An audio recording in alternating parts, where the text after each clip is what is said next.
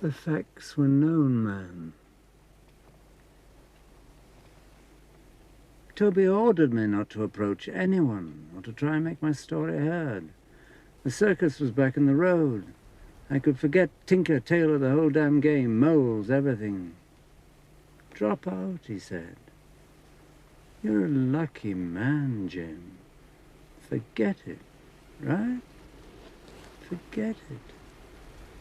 So Toby actually mentioned Tinker, Tailor to you. However did he get hold of that?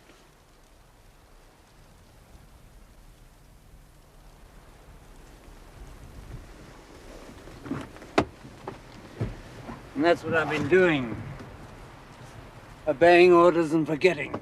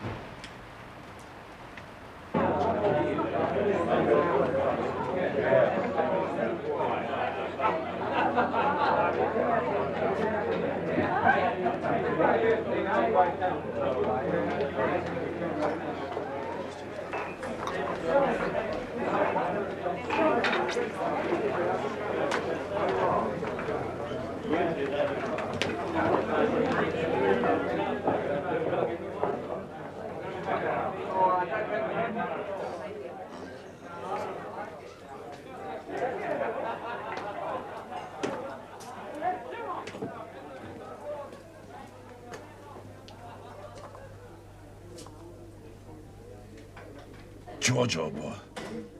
What an amazing thing. Trust you popping up out of nowhere. How are you, Jerry? George, this is terrific. What are you doing now? How's the demon wife? How's everything? No, damn it. First things first. What'll you have? You don't fancy a bottle of the bubbles, do you? Shall we? A brandy and ginger ale would suit me very well, thanks. You sure? All right. Hey, Linda, sweetheart. Give us a double brandy, a bottle of ginger ale, and another bucket of gin, will you? Good girl, lad. I think I'll marry her. How many would that be, Jerry? I'm a divorce addict, a hopeless case. Not lucky like you, George. But there's only one Anne. Now, I'll do a deal with you, an offer you can't refuse. I'll shack up with Anne and be the envy of London, and you can have my job on the comic. You've got just the turn of phrase for the women's ping-pong. Inscrutable Chinese wizardette. Do you fancy it? Is that the task for today? Oh, much bigger stuff, old boy. Footer, the opiate of the people. Heap big transfer. Scottish Thunder Boots to rescue of ex-champions now on the slide. Thanks, Linda, my love. Do you want me to write it down, Mr. Westerby? Ah, please, Linda. Cheers, George.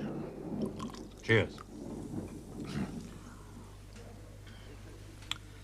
This isn't entirely a chance meeting. I got the letter you wrote me last football season. I burnt it straight away. Right. Thanks. Stupid of me. Talking out of school. Sorry. No. You obviously did what you felt was the best thing at the time, and so did I. I haven't seen many of the boys and girls lately, as a matter of fact. I guess they put us both on the shelf. With me, I can hardly blame them. Firewater not good for braves. They think our blab crack up. I'm sure they don't. I expect they're just resting you up for a bit. They do that, you know. In case you've been wondering, I didn't tell anyone else about your letter. I was out of favor, indeed, out of work by then. Writing to me wasn't what put them off you, if that's what you thought. In your letter, you said you were a bit worried about Toby Esterhazy. Felt you ought to get something off your chest. Yes, well, I got all xenophobe and suspicious. Thought Tobe had gone a bit haywire, as a matter of fact. I should talk. Tell me now. You'd just come back from Czechoslovakia, hadn't you? Last job I did for Tobe. Looks like the last I'll ever do. Letterbox job? Yes. Nothing to it, really. Telephone kiosk, ledge at the top, dump a little package, ready for collection. That was Budapest, the Czechoslovak thing I ran into by accident. I had to go on to Prague, you see, for the comic, nothing to do with Tobe. Linda, sweetheart. And again, Mr. Westerby. Please, my beauty. Oh, no. You've got time to eat? Mm-hmm. We'll go Dutch on that, shall we? I was in this bar in Prague. Always use it. Locals go there, all sorts. Anyway, I got in with this crowd at a corner table. The bloke playing the squeeze box. We're all hugger-mugger to the music. Oh, thank you, Linda, my love. And there's this kid with a pudding bowl haircut. Army, obvious. Anyway, he's on leave, well in his cuffs, and he knows I'm English. And he suddenly says, "Do I want to know the truth about the British spy who got himself shot up by the Russian secret police?" Just like that. Yells it right in my ear. I played dumb, of course, and he goes right on with it. You know the Jim Prideaux shambles. Well, the kid was belly aching about the trials and tribulations of being a foot soldier of the line. It seems that on the 2 nights in question, he and his mates were being chased around the place till they were dizzy. Make camp, break camp, move up, move back, fix bayonets. But the big point was the Russian contingent. Full war paint, tanks, motorbikes, tracker dogs, and a big carload of very sinister civilians. Dirty work afoot in the forest. Up near the Austrian border, this was. So, my little friend, being a sassy little devil, decides to ask his sergeant what's it all about. "Look, Sarge," he says, "what's going on? Are we being invaded, Sarge?" "No, son," says the sergeant. "The Russians are after a British spy who tried to kidnap a general." After? Or where after? Exactly. That's what the kid wanted to tell me. The Russians moved in on the Friday. It was the day after when they got Jim. As the kid said, they were ready and waiting for him. Knew the lot in advance. Heap bad story. Bad for our big chief. Bad for tribe. So, as soon as I got back, I went and told all to Tobe. How did he take it? But to begin with, it was thanks a million, Jerry, old boy. He'd go and powwow with the top brass. And then the next morning... You're so plastered these days, you can't tell fact from fiction. You're an embarrassment. You've grown a bender, drink yourself into cloud cuckoo land, and come staggering back here with a load of tripe like this. You're pathetic. Now, look, old boy. I don't want to hear any excuses. I had to report what I heard. Yes, you believed every stupid word of it, didn't you? Swallowed it like mother's milk. A load of half-baked rumors, you come spreading them around here. What you can remember through your alcoholic haze. I didn't forget a thing. Well, you will now. you'll forget the lot. Don't you see? The boy was a plant. Provocateur, in layman's language.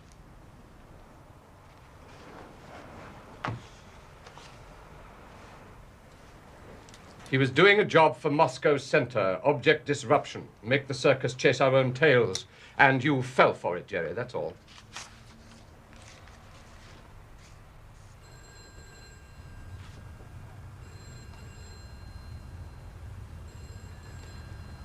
Okay, Tobe, you know best. If you don't want the story, that's your business. I do it for the paper. You'll what? Not the bit about the Russians getting there first, of course not, but the rest of it's all good stuff. The story wasn't covered very well at the time, just the official statement. Now, if old Jerry gets himself a splash about the day the Czechs mobilized for the Third World War, except it was one lone Englishman surrounding him all by himself, that's a good piece. Comic might even run an ad on the telly. Well, the day after that, I was called for by the editor. The editor, I mean, not the sports bloke. He tells me some clown has been on the phone with a formal warning. Keep that baboon, Westerby, off the Checo spy story. Any further reference against the national interest. End of message. So, I didn't get the Reporter of the Year award. Can't, can you, when your story's on the spike? Cheers. But you didn't spike it entirely. I mean, you wrote to me. Dropped the letter in by hand. Must have been the same day you talked to Toby Esterhazy.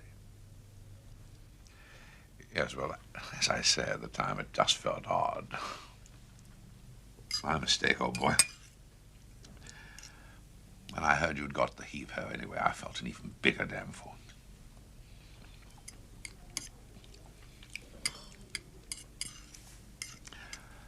I thought it was you who phoned the editor, you see.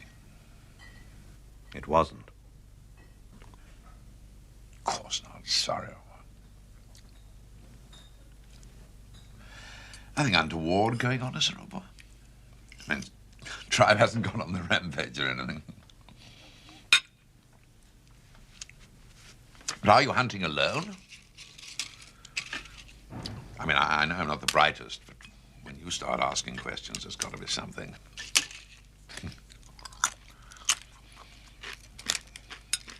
All I'm saying is, any time over. Thank you, Jerry.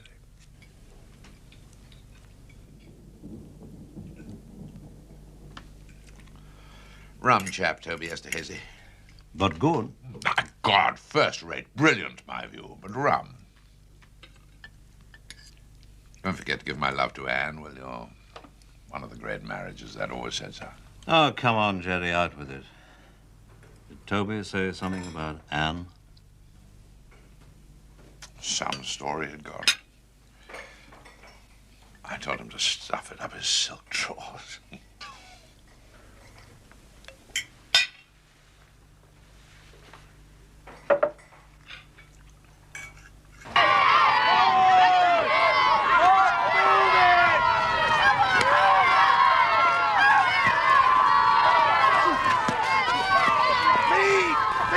I suppose I should have been prepared for something like this. Take on a temporary, the last thing you expect is loyalty. Well done, that boy. We're going to lose this match. So much for Prideaux's coaching. I'm absolutely furious with that man. It's monstrous to clear off. Did he say what's wrong with his mother? No, he did not. She is supposed to be dying. Well, that's one excuse for absence that he can hardly use again. Not at all, Mother. It's quite the reverse. One false alarm can easily lead to another. I shall ask for a full medical diagnosis next time.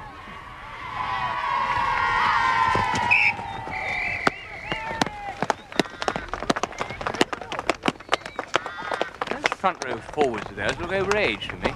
Did he ever tell you how he got that awful shoulder? Oh, fell off a bus with a bottle of vodka. What? Fell off a bus with a bottle of vodka inside him, I shouldn't wonder. suppose I shall have to take his French. Oh, come on, Thursgood! Be tough! He's gone in the Alvis because he'd never trust any other form of transport. But if he'd gone for good, he wouldn't leave the caravan behind, would he? Stands to reason that. Besides, he'd have said goodbye properly, Rhino would. Wouldn't just go, not Rhino, not like a juju man.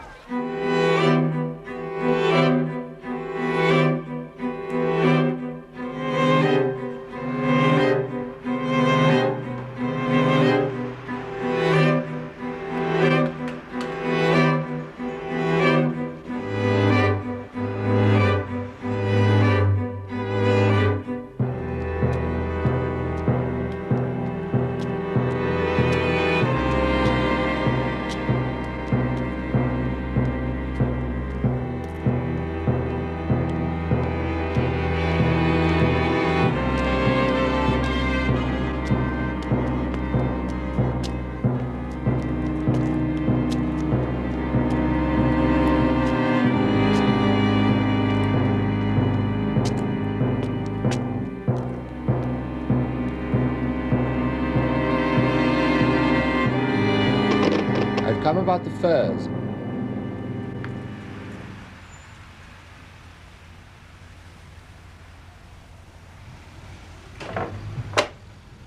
Hello, Toby. Peter?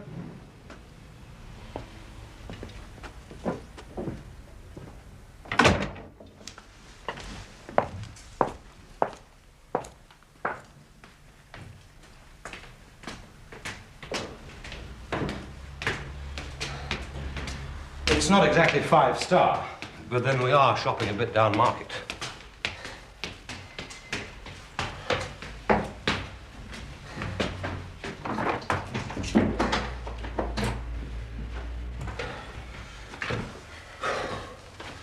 Safe houses I have known.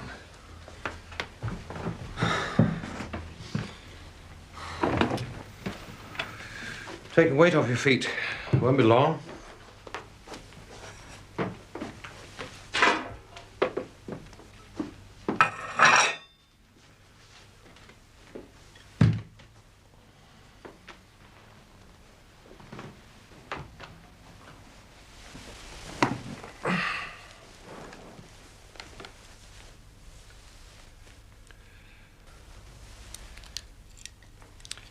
So we're expecting a Pole, are we, Peter? A Pole in the fur trade you think I might like to take on as a courier? I'd like him on my own payroll for preference. It looks useful. But what's the point? My lads are underemployed as it is. Very generous of you, Peter.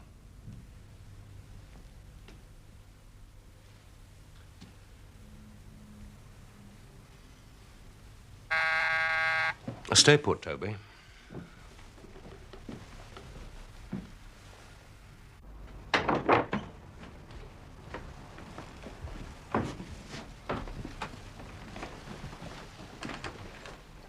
Sorry about this, Toby.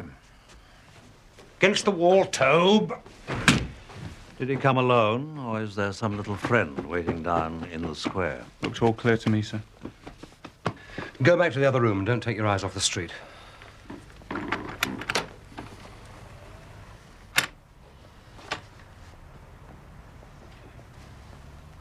You seen something? Turn the light out a moment.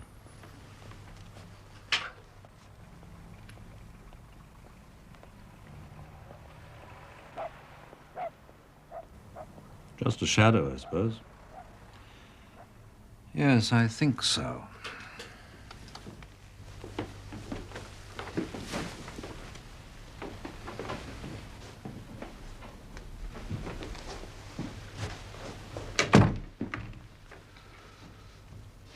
I want to put a thesis to you, Toby, about what's been going on. Let's cast our minds back, say, about 18 months, when Control is still with us. Percy Allaline wants his job, everyone knows that. But although Control is sick and past his prime, Percy can't dislodge him. It's a time of uneasiness in the circus. Morale is low, activity is low, yes? I remember, George. Well, Percy's door opens one day and one of our senior men walks in. We'll call him Gerald. Well, it's just a name. And Gerald says, Percy, I've stumbled on a major source of Russian intelligence. It could be a gold mine. Perhaps they take a walk in the park or drive in a car, but whatever, Percy listens. Because what Gerald goes on to say is music in Percy's ears. Some of us, Gerald tells him, are worried sick about the state the circus has got into. I mean, look at our operational losses. Agents, networks. He's careful not to suggest there's a traitor inside the circus, but he emphasizes that slovenliness at the top is leading to failure all round. That is to say, it's all control's fault. My thesis, you understand. Sure, George.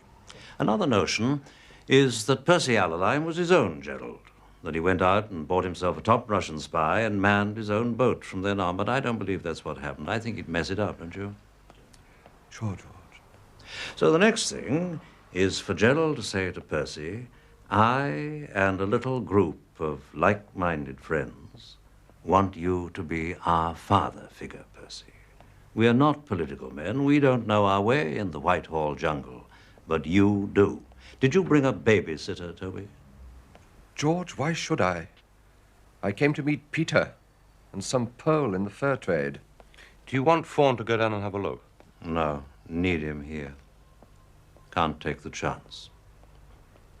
Yes, well, Gerald says that if Percy will handle the committees, he and his friends will handle Merlin. Merlin being the Moscow intelligence source, and witchcraft the name of the material he supplies. And how well it all worked. Merlin's material proved excellent, as everyone agreed, except Control. And eventually Control was out and Percy was king. So what's new, George? Ever bought a fake picture, Toby? Sold a couple once. The more you pay for it, the less inclined you are to doubt its authenticity. Merlin's price was 20,000 francs a month into a Swiss bank, according to the file. Oh, yes, Toby, this is official. There came the day when Gerald admitted Percy to the greatest secret of all, that the Merlin setup has a London end. Alexei Alexandrovich Polyakov, cultural attaché at the Russian embassy in London. You're on record as grading him Snow White, Toby, quite untainted with the mischief of espionage. In fact, he's Merlin's London representative. That's a start, I should tell you now, of a very clever knot. Now, everything to do with witchcraft is secret, of course, but inevitably a lot of people are involved. Transcribers, translators, codists, evaluators, God knows what. Doesn't worry Gerald, of course.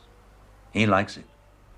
Because the art of being Gerald is to be one of a crowd.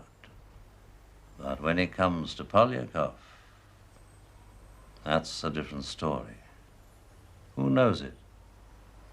Only you, Roy Bland, Bill Hayden, and Percy. 3 of you and Allaline. You're the magic circle. Who meets him, Toby?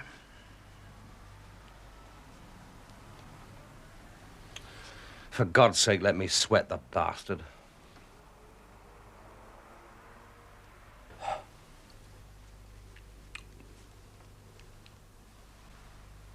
You all meet him. How's that?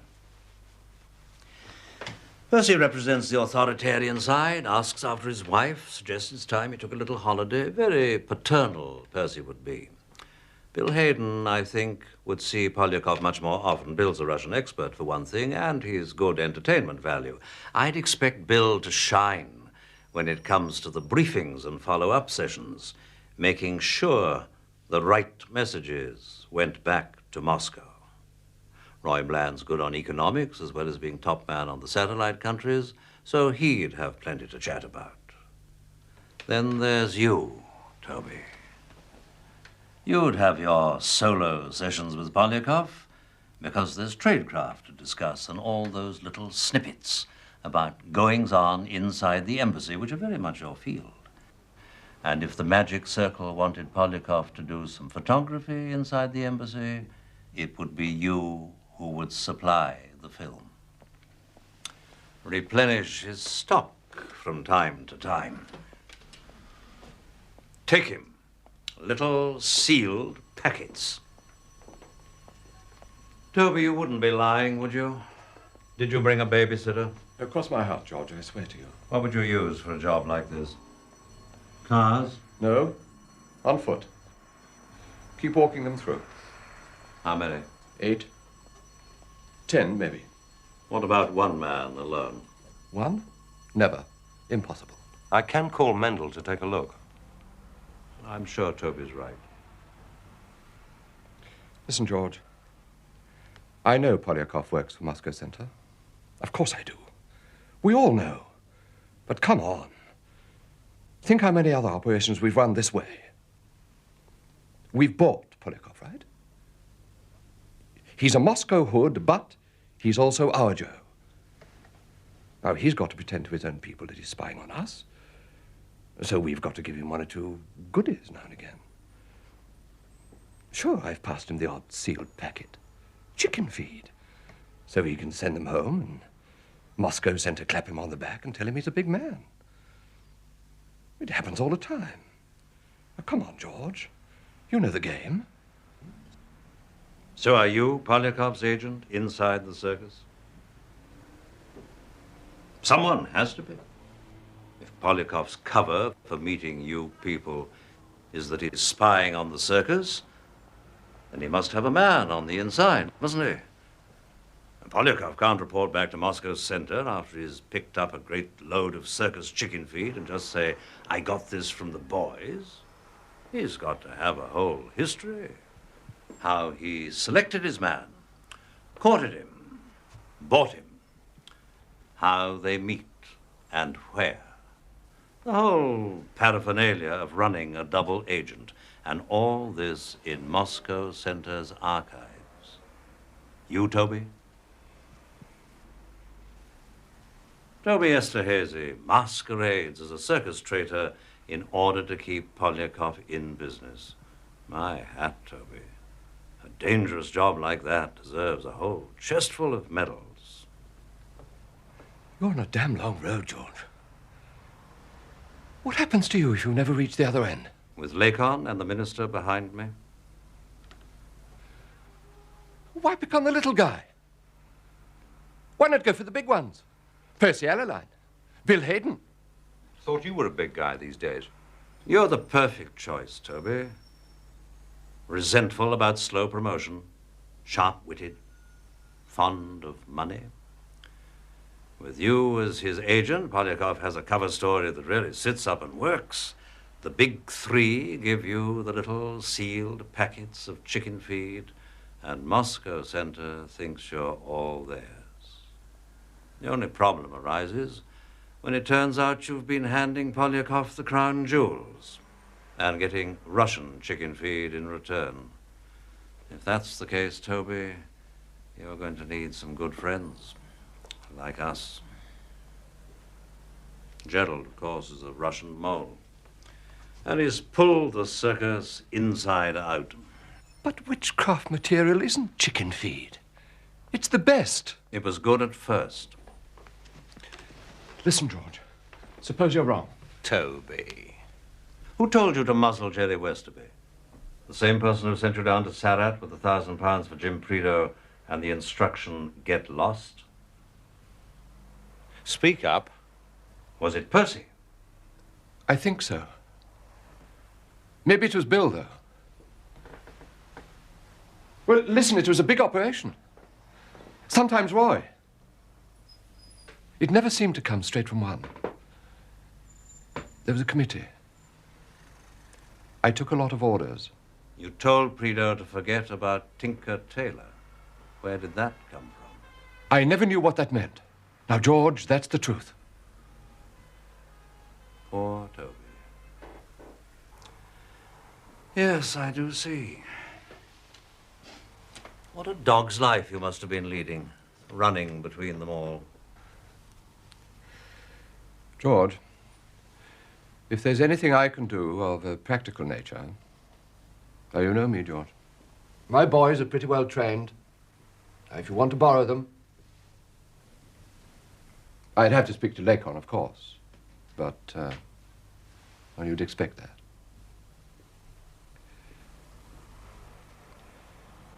All I want is for this thing to be cleared up, for the good of the circus. I want nothing for myself. Where's this safe house you keep exclusively for meeting Polyakov? 5 Lock Gardens at Camden Town. You're going to be staying here for a night or two. Fawn will look after you.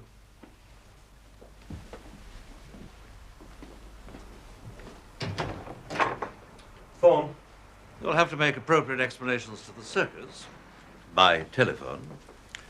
You're having girl trouble or whatever sort of trouble you're in these days. Then there's your wife, of course. Sure, George. I can handle that. If he's any bother, Fawn, use your own discretion.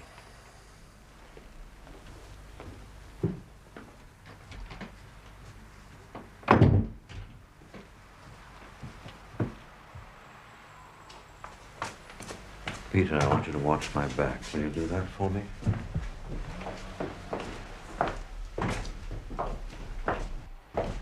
Look for one man, but look. We will join up at Sussex Gardens.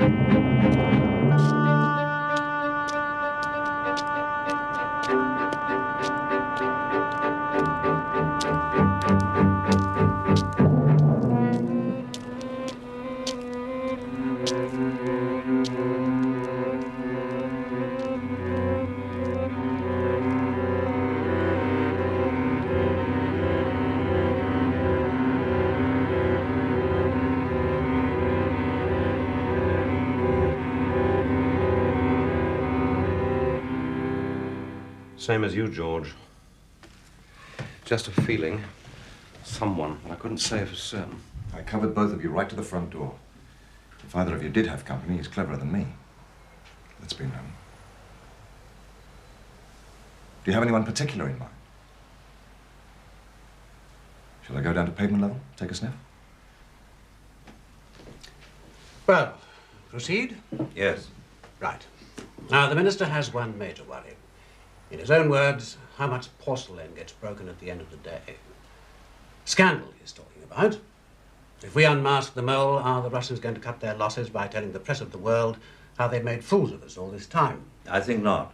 If you make your enemy look stupid, you lose the justification for taking him on. Yes, I've told him that, George. So isn't his mind at rest? He hopes there'll be nothing messy, George. Nothing that could provoke Moscow. But proceed. Heavens, yes. Clean the stables. Problem, flush out the mole. Method. We need to alarm him just sufficiently to make him call for a crash meeting with Polyakov at the safe house.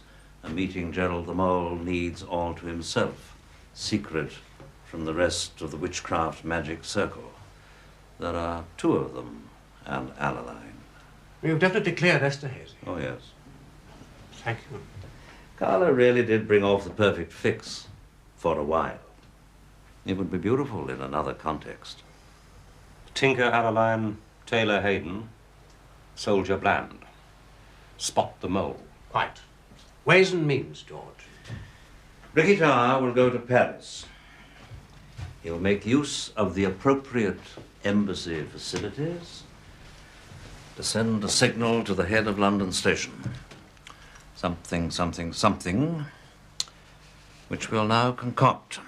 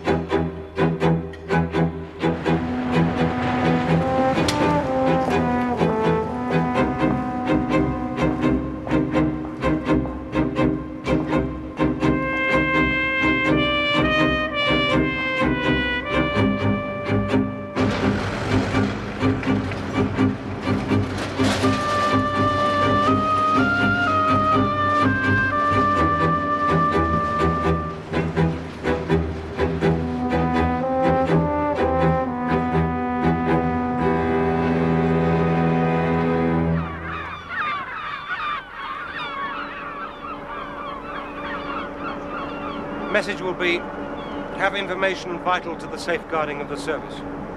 Request immediate meeting. Personal. Remember, vital to the safeguarding of the service. It's even true. Don't forget that. No mistakes, Ricky. Your head's on the block. Not the only one, Peter.